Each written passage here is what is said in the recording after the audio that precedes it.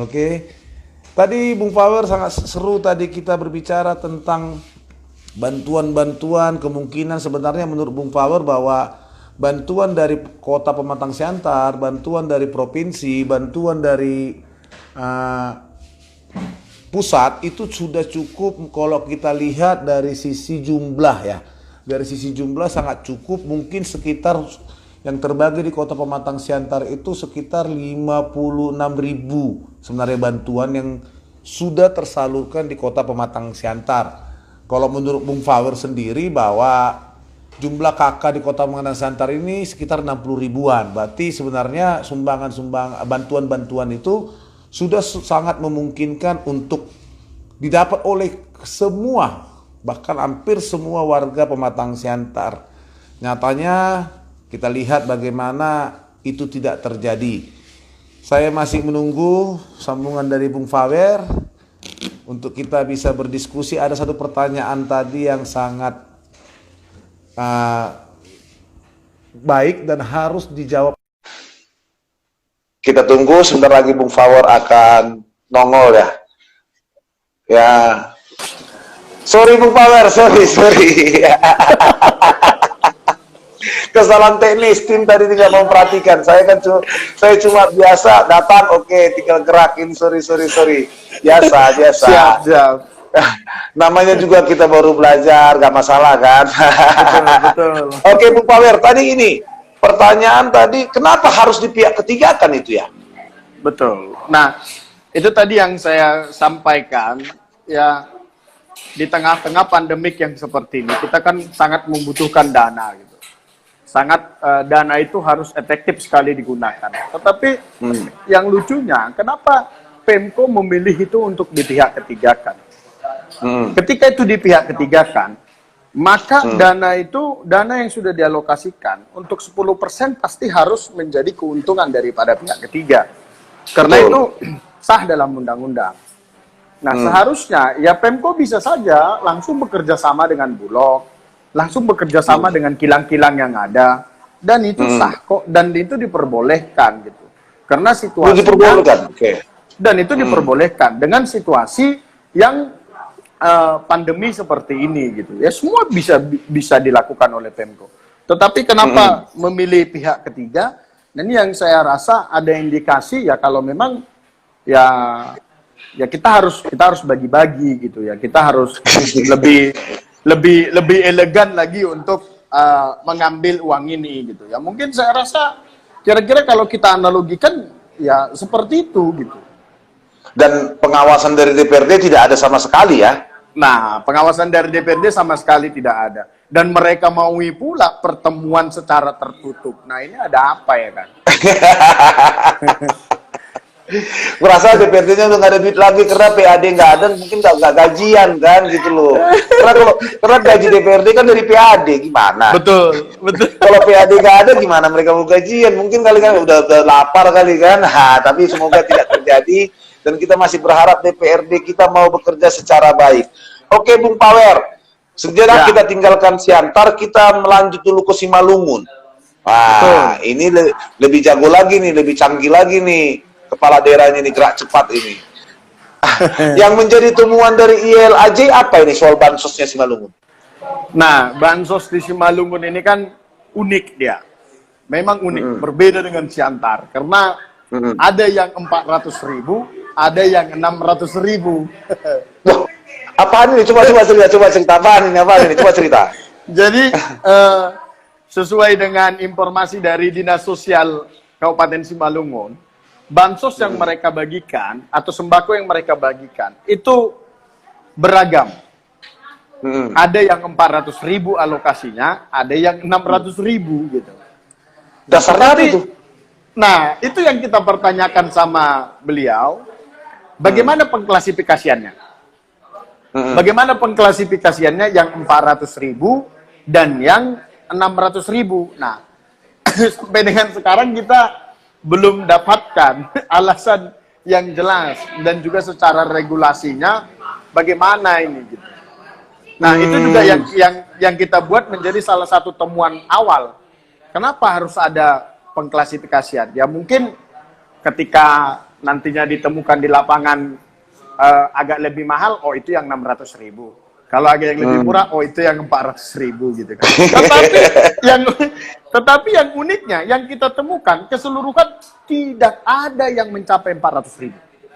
Tidak ada ya? Tidak ada yang mencapai 400.000, apalagi yang 600.000.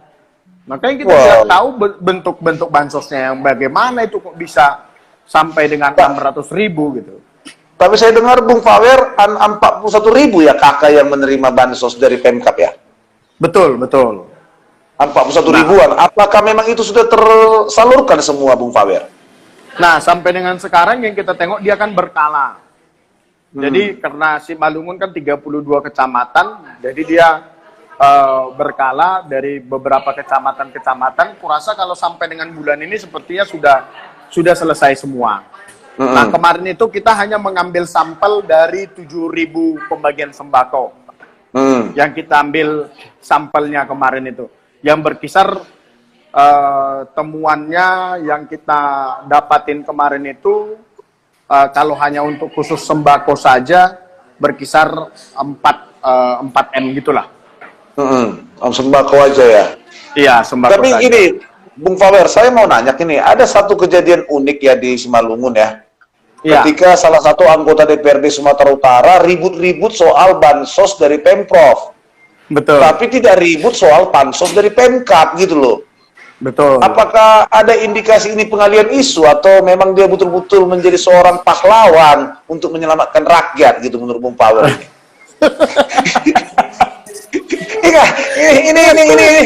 Ini harus karena ada seorang sosok pahlawan bansos yang teriak-teriak memulangkan bansos ke provinsi, ya kan? Tapi dia kan dapilnya Simalungun gitu loh. Periksa juga dong bansos Simalungun tidak dilaksanakannya. Ada apa dengan ini? Apakah ini strategi-strategi yang dilakukan untuk pengalian? Ternyata ILJ tidak teralih gitu. Gimana menurut Bung Fawer? Nah, jadi yang kita lihat memang unik itu ya. Ya, terima kasih sudah membuat itu menjadi sebuah kehebohan ya kan. Itu menjadi sebuah kehebohan lah kita lihat ya. Dia mau turun, memang meskipun banyak kejanggalan. Yang turun pun dia bersama salah seorang istri, meskipun anggota DPRD ya. Tapi yang kita ketahui suaminya itu kadis di Provinsi Sumatera Utara gitu kan. Nah, jadi yang kita lihat sama-sama turun, sama-sama istri dari kadis, lalu pada akhirnya buat keributan. Setelah buat keributan, buat investigasi, ribut, bukan buat keributan ya.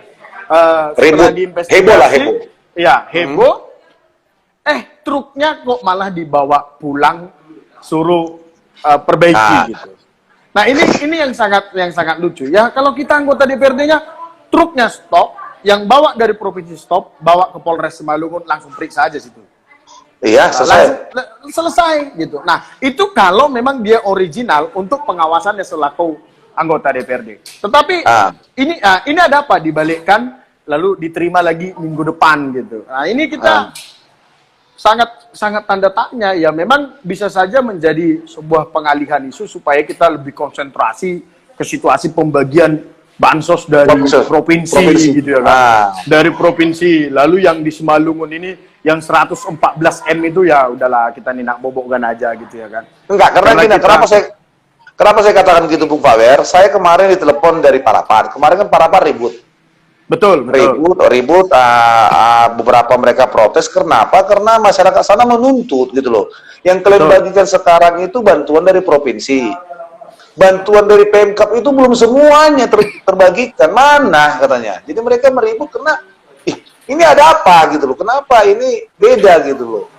Jadi itu saya pikir bahwa ada permainan cantik yang dilakukan di Simalungun sehingga bansos dari Simalungun tidak nyata. Dan Parapat itulah menjadi jawaban buat saya. Ya luar biasa ini, memang jago sekali. Dan menurut Bung Fawer, DPRD Simalungun gimana terhadap bansos? Nah, sampai dengan sekarang yang kita lihat ya kan, DPRD Simalungun juga hampir sepertinya tak punya kekuasaannya. Karena kenapa kita bilang gitu? 3 kali surat DPRD untuk memanggil saudara bupati tak pernah dihadiri, Bang. 3 kali. itu tak pernah dihadiri untuk menanyakan seluruh penggunaan anggaran itu tak pernah loh. Dan bahkan hanya ketua DPRD hanya mengeluh, ya seharusnya bupati kooperatif dan sebagainya, dan beberapa anggota DPRD yang lain ya mengkritisi situasi Bupati Simalungun yang tidak kooperatif kepada lembaga DPRD. Nah, tetapi untuk tindak lanjutnya nggak ada sampai dengan sekarang, kita tengok nggak ada. Nggak ada ya? Gitu. Nggak ada yang dilakukan sama. Mungkin gimana ya, kita sudah bersuara juga melalui media, kita sampaikan, jangan hanya cuap-cuap seperti itu. DPRD punya kok, bisa entah namanya panja atau namanya pansus atau apapun namanya, yang untuk khusus menangani pendanaan atau alokasi pendanaan COVID ini. Kenapa itu tidak dilakukan? Gitu. Nah, ini kita tanda tanya besar. Bersuara, tapi tak menggunakan senjatanya. Nah, ini ada apa kan? Seperti apa namanya? Kubunuh kau katanya. Tapi tidak jadi gitu. Nggak jadi masuk barang tuh ya. Nggak jadi masuk barang tuh. Iya. Tapi Bung Pawer, ini Simalungun kan sangat unik. Nanti Siantar kita bahas lagi pada nanti ya. Tapi Simalungun ini, karena saya lihat ini Siantar ribut-ribut bansos, Simalungun silent banget, nggak ada masalah. Kayak menjadi kota yang betul-betul sangat bagus dalam pembagian bansos gitu loh. Dan tidak ada satupun yang betul-betul menginvestigasi, bahkan Polda tidak menganggap Simalungun bermasalah soal bansosnya loh. Betul. Loh. Tidak bermasalah loh. Padahal jujur yang saya lihat sebenarnya yang paling bermasalah sih Simalungun. Karena data itu pembagiannya seperti apa, publikasinya tidak ada, warga-warga yang dibagi mana, kan tidak tahu. Dan kenapa, menurut Bung Fawar, kenapa ini Simalungun ini bisa silent seperti itu? Mungkin bagus korannya, Bang. Singkat jelas dan padat ya, bagus korannya. Enggak, karena beda Mas Siantar ya, beda Mas Siantar ya, itu kan ribut terus, babar gitu loh. Simalungun enggak loh. Kalau bukan karena ILAIZ dan saya juga mungkin berkoar-koar ya di Facebook saya ya. Iya. Ini silent loh, tidak ada masalah apa-apa, tetap berjalan pada tracknya. Ini yang menjadi pertanyaan, memang betul-betul sudah kena setoran ya ini semua ini ya. Nah, itu bisa jadi menjadi dugaan kita yang kuat. Nah, kenapa? Karena kejanggalan itu penggunaan dana itu sangat luar biasa di Simalungun.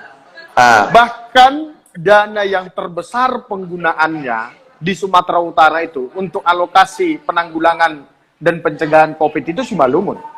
Wah. Simalungun, 114 M Simalungun sekarang. Udah habis. 114 M yang dialokasikan. Nah, kita belum tahu berapa habisnya. Nah, kayaknya sudah habis. Sedangkan Medan itu hanya 100 M masih, Pak. 100 M? Medan masih 100 M. Padahal Medan zona merah loh. Padahal Medan zona merah. Nah, tapi kan Simalungun juga zona merah versi bupati.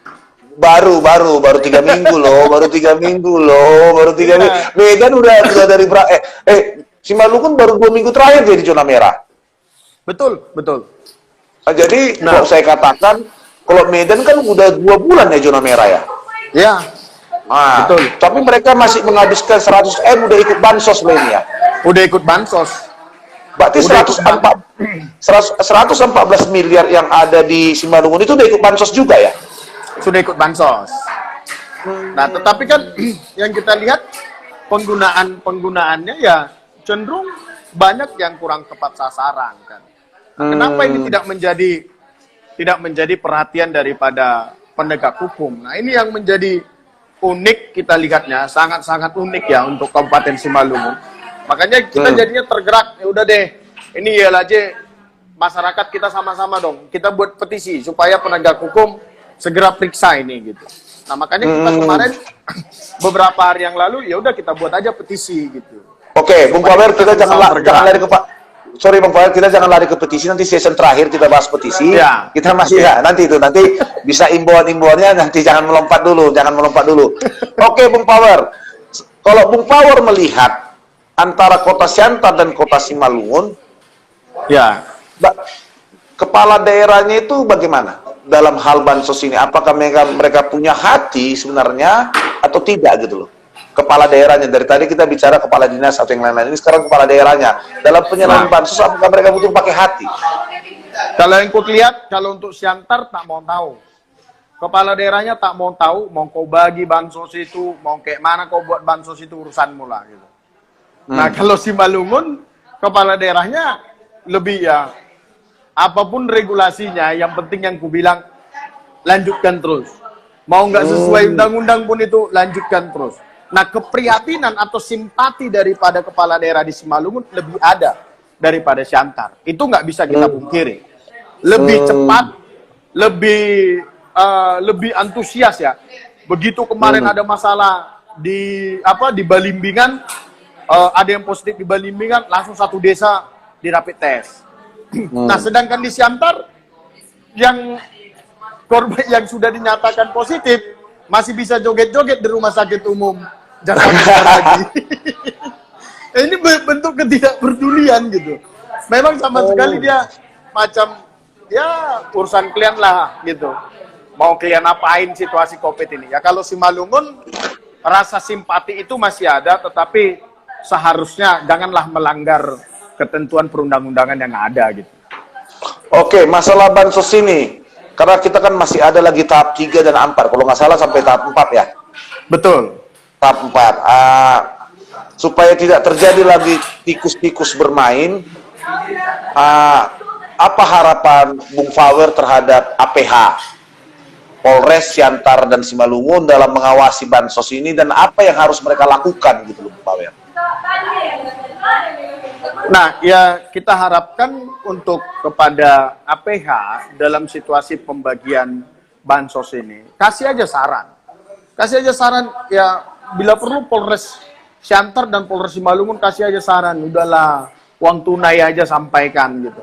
Nah, kalau memang mereka tidak mau uang tunai yang disampaikan, ya silakan Polres awasi. Bila perlu di mana pihak ketiganya. Awasi mulai daripada pengambilan barang, mulai dari penimbangan barang, semua itu diawasi oleh APH. Nah, kalau itu dilakukan ya saya rasa bisa lebih optimal untuk pendistribusiannya ke masyarakat gitu. Oke, Bung Power. Ini juga solusi saya dengar tadi BLT ya, bantuan langsung tunai ya. Iya. Jadi daripada kita ribut-ribut, ILJ juga bisa memperhatikan sektor lain dan tidak melaporkan mereka ini pada KPK. Betul. Saya tertarik dengan BLT. Kenapa kita harus BLT kan? Apakah untuk mengurangi korupsi atau juga ada hal lain? Nah, di samping untuk mengurangi indikasi korupsi atau KKN, ya di satu sisi kan setiap manusia atau setiap keluarga itu kan memiliki kebutuhan yang berbeda. Nah, di tengah-tengah situasi yang seperti ini, siapa tahu aku alergi makan kacang hijau, kan kita nggak tahu. Nah, siapa tahu aku alergi pakai garam, akhirnya garam yang dibagikan itu tadinya ya tidak bisa sampai sama aku gitu. Tidak apalagi bisa saya, gitu.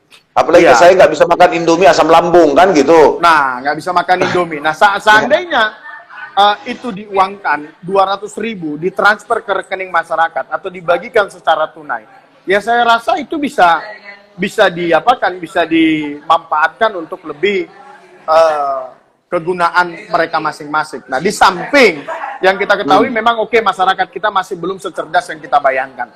Tetapi itu perlu ya kita harus sampaikan himbauan gitu. Kita harus sampaikan himbauan kepada masyarakat harus lebih cerdas menggunakan uang yang dibagikan. Oh gitu ya, berarti daripada ini jadi temuan dan tikus-tikus ini bisa merdeka, betul. Saran dari ILJ kita buat BLT aja ya. Dan terserah apalagi di new normal ini kan aktivitas kan sudah banyak yang bisa main ya. Betul. Nah, dan itu akan membantu sektor pedagang-pedagang kecil yang ada di kampung kita masing-masing. Warung-warung itu siapa yang belanja selama ini? Warung-warung itu kan akan sunyi juga. Nah, tomat di kampung kami di Tojai Lama sana nggak akan laku lagi gitu, karena udah dibagi dari sana. Tapi ketika uang cash yang dikasih, ya pada akhirnya tetangga saya yang warung pun bisa saling membantu gitu, simbiosis mutualisme pada akhirnya. Gitu. Oke, berarti saran dari ILJ untuk tahap ketiga, tahap keempat mendinganlah kita bansos dan Betul. mendingan kita BLT ya daripada BLT. hilangkan bansos karena Ya. kita sudah new normal juga ya, sudah Betul. Bung Power ya. New Betul. normal kan aktivitas toko-toko sudah mulai buka supaya Betul. beraktivitas. Jadi ya kepada pemerintah ya tolonglah jangan kita main bansos lagi ya karena semakin Betul, banyak tikus-tikus nanti yang berdasi gitu loh. Betul. Tapi ada nggak kekurangan dari BLT ini, Saudara Faber? Nah, makanya tadi saya katakan mungkin kekurangan dari BLT itu tentang penggunaan dari masyarakat itu sendiri gitu. Penggunaan dari masyarakat itu sendiri yang harus terus-menerus kita sampaikan kalau ini untuk kebutuhan gitu. Jangan pula nantinya BLT yang digunakan itu dipikirnya pula nanti kan bantuan laut tua kan.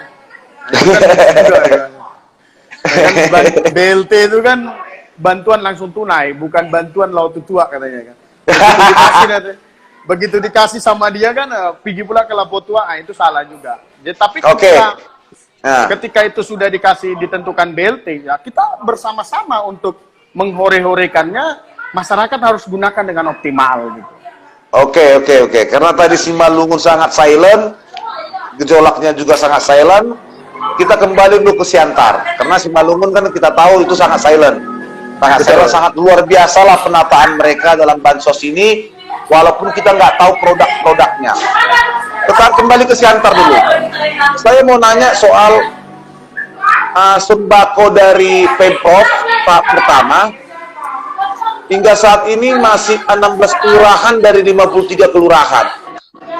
Yang menjadi penyebab itu apa itu, Bung Fawer? Kenapa tidak sampai dulu bantuan ini ke 53? Iya, Bang. JPS Pak Pemprov. Itu kan masih di 16 kelurahan kan yang terbagi. Betul. Dari 53 kelurahan yang di Pematang Siantar. Betul. Menurut Bung Fawer, sebenarnya kesalahan ini apa penyebab ini tidak bisa dibagikan ke sekitar 37 lagi kelurahan? Nah, inilah ada beberapa masalah juga yang kita temukan yang katanya data yang disampaikan itu belum clear. Ada juga yang mengatakan ya sebenarnya data kami sudah clear tapi kok belum disampaikan gitu. Nah, ini yang saya katakan tadi memang seharusnya di tengah-tengah situasi yang kalut seperti ini kita menghadapi pandemik, seharusnya informasi jangan ditutup-tutupin gitu. Nah, saya rasa tidak ada sih kendala yang ya kalau hanya persoalan pendataan ya 1 hari pun selesailah setiap RT untuk mendata warganya. Nah, saya rasa dan itu tidak sulit gitu kan. Nah, ini ada apa kok semakin dilama-lamakan? Bahkan menurut Saudara Bung Fawer, menurut informasi yang dihimpun oleh Heta News, 21.404 bantuan dari Pemprov diambil alih oleh pihak kecamatan dan bidang tata pemerintahan loh. Bukan lagi kelurahan loh. Ini buat saya semakin bingung ini. Ada apa ini semua ini loh? Diambil alih oleh pihak kecamatan dan bidang tata pemerintahan Kabak Tapen. Jadi kelurahan ini gak ada kerja dong ya. Kelurahan ini sekarang gak ada kerja dong. Ini membuat saya bingung. Kenapa sih wali kotanya nggak menegur gitu loh? Kenapa harus ambil alih? Ini wali kotanya mungkin masih kuasa kali Bang ya, Bung Fawer ya. Jadi dia agak malas bergerak ya. Kalau kemarin di zaman puasa kita maklumi lah. Sekarang kan sudah kembali normal gitu loh. Ini yang menjadi kebingungan saya, dan menurut kacamata Bung Fawer, kenapa itu diambil alih? Nah, kita juga melihat sepertinya ada rasa apa ya? Mungkin ada indikasi permainan di antara dinas itu terkait atau kabak itu terkait, yang kita tengok kenapa bisa sampai pada akhirnya mengambil itu. Yang seharusnya itu kan dikelola oleh kelurahan langsung. Atau dari kecamatan kasih ke kelurahan, dari kelurahan silahkan distribusikan langsung gitu. Nah, kenapa harus ada dibalikkan lagi ke kecamatan sama Tapen? Ya, sama ke Tapen gitu kan. Jadi kita ya sangat lucu juga ketika itu dikembalikan lagi. Nah, ketika itu dikembalikan lagi, ini mau diapain ini gitu. Nah, bantuan dari provinsi ini mau diapain kok dikembalikan lagi? Atau kok dikelola dengan orang yang seharusnya malah menambah birokrasi baru yang seharusnya lebih cepat, lebih baik, langsung ke kelurahan, ke RT, langsung ke masyarakat gitu. Nah, ya itulah. Baru satu lagi nih Bung Pawer.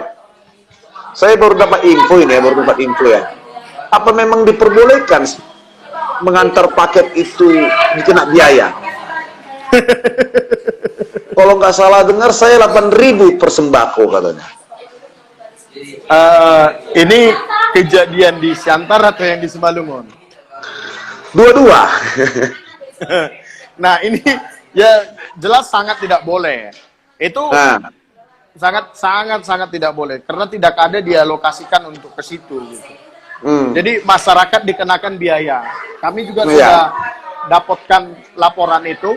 Contoh seperti di Kabupaten Simalungun ada juga kepala desa, unsur kepala desa yang melakukan pengutipan itu. Katanya hasil kesepakatan. Hasil kesepakatan itu tidak bisa melanggar undang-undang atau regulasi yang sudah ditetapkan. Wah, itu hasil kesepakatan bersama 8.000 per paket. Nah, itu hasil kesepakatan yang dilakukan dengan masyarakat dan juga pengurus daripada desa itu, Bang. Waduh, bisa juga nanti Panggulunya ini bisa kena periksa juga ini ya. APH, apalagi Kapolres kita yang baru ini kan sangat berprestasi nih. Kita berharap dia mengusut tuntas juga 8.000 itu, waduh. Kita sudah lagi susah, tetap harus ada fee-nya ya. Mendingan dipanggil grup ILIJ ya, dengan beberapa komunitas Gamki, GMK membagikannya tanpa uang, pasti mau kalian kan? Betul Bang. Pasti mau, karena ini bicara soal kemanusiaan. Ini di Simalungun, menurut Power ini di Simalungun ya, 8.000 per sembako. Itu kita temukan kemarin itu di Simalungun. Waduh, berarti sebenarnya APH sudah bisa masuk dong dari indikasi yang kecil itu aja dulu ya. Betul. Tidak ada, saya juga bingung, saya kaget nih, saya baru dapat informasi dari chat ini, katanya ya, Bang, kalau memang pembagian sembako 8.000, maulah kami Bang, katanya. Wah, itu kan lumayan, nambah-nambah beli rokok Bang, nambah-nambah beli makan, nambah-nambah bergaya, beli pulsa, kan gitu. Betul. 8.000, aduh, ini luar, apalagi desa ini kan kita antar kita, masa harus dibayar juga ya, aduh, ini sebenarnya satu hal yang sangat-sangat mengecewakan sekali, yang membuat bansos ini kenapa bisa seperti ini ya, terbuka tadi soal kualitas harga dimakan, soal kualitas barang dimakan, sekarang lagi dapat pihak ketiga, kemudian lagi ada mengantar sembako pakai duit 8.000, aduh, luar biasa. Oke, Bung Power, kita akan sambung pada sesi terakhir ya. 5 menit lagi kita jumpa. Sesi terakhir kita akan mengupas segala sesuatu. Terima kasih Bung Power. Mungkin istirahat sudah capek. Aku mungkin cari tempat yang lebih sunyi dikit. Geser dikit karena agak ribut suaranya. Aku tahu Bung Power bikin lagi diskusi sama teman-teman. Oke, kita akan jumpa 5 menit lagi Bung Power ya. Oke, kepada pendengar dan penonton Heta News yang lagi siaran, kita tadi sudah dengar pembahasan sama Bung Power bahwa selain di Siantar, di Simalungun juga terjadi kekacauan dalam hal bansos. Walaupun di Simalungun sedikit lebih silent, tetapi ILIJ di bawah komando Power telah mengambil 7.000 sampel bansos yang ternyata itu tidak sesuai dengan angka. Yang lebih uniknya lagi di Simalungun, bahwa ada terdapat 2 macam bansos, satu bansos yang harga 400.000, satu lagi bansos yang harga 600.000. Kenapa ini bisa seperti itu? Kembali juga kita harus nanti bertanya kepada pihak Pemkab. Kedua, kita juga akan temukan lagi kekacauan di Simalungun, bahwa setiap sembako itu dibayar 8.000. Kalau kita ingin ingin memberikan sembako, misalnya Nagori membagikan sembako, orang yang membagikan kepada masyarakat itu mendapat 8.000. Apakah itu diperbolehkan? Menurut Fawer tadi itu tidak diperbolehkan. Harapan Fawer pada sesi ini tadi meminta kepada APH untuk bisa masuk mengusut tuntas soal bansos yang ada di Simalungun. Oke, saya break 5 menit, saya akan hadir lagi. Tolong kepada kawan-kawan tetap stay santai dulu kita, dan kasih tahu juga kepada teman-teman kita akan membahas soal ada tikus di balik sembako. Jumpa lagi 5 menit kemudian. Bye. Ada tikus di balik sembako. Kita akan